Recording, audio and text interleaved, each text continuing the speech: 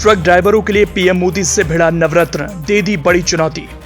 PM Modi से truck ड्राइवरों के लिए नवरत्न ने जो कहा, उसकी चर्चा ट्रक ड्राइवर कम्युनिटी में तो जोर शोर से जरूर हो रही होगी।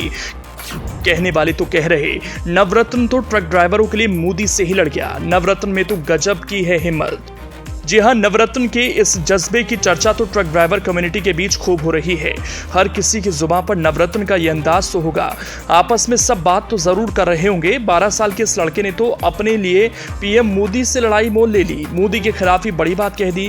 ट्रक ड्राइवरों की लड़ाई में नवरत्न ने गुस्से में पीएम मोदी के खिलाफ वार किया।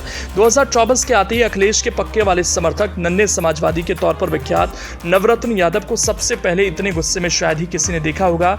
इस बार वो सुभाषपा अध्यक्ष ओम प्रकाश राजभर को अपनी नाराजगी से वाकिफ नहीं करा रहे, उनको अपने अंदाज से नहीं घेर रहे, उनकी सियासत की कोई पोल नहीं खोल रहे। इस बार तो नवरत्न के निशाने पर प्रधानमंत्री नरेंद्र मोदी हैं।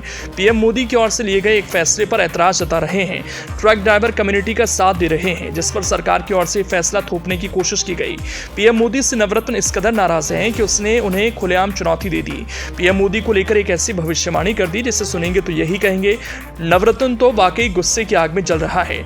नवरत्न तो वाकई में आग बबूला है। नवरत्न ने पीएम मोदी के लिए ऐसे शब्द का इस्तेमाल किया जो अब से पहले उसने किसी के लिए नहीं किया।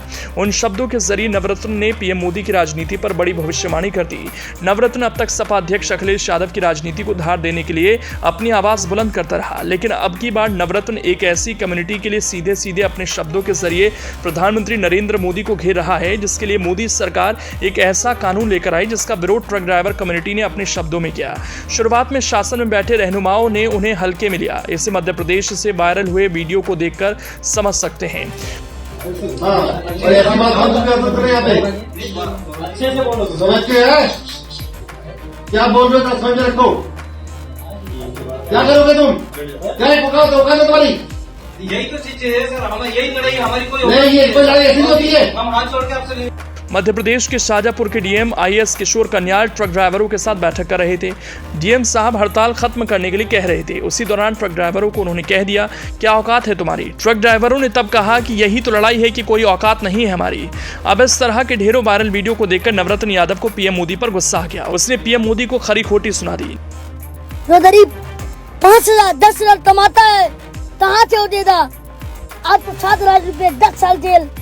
मोदी जी आज की विदाई कही है और जनता है, आप तो विदाई दे दी और आप तो टटोरा नहीं समा दिया गया, तो आप कहिएगा पेट्रोल पंप पे तेल भी नहीं मिल रहा है। अभी तो शुरुआत है, आधे ये लोग जनता तो मार देंगे। अखिलेश यादव जी का सत्ता लाइए आप सब। और मोदी जी आज तो हम टटोरा नहीं समा दिए।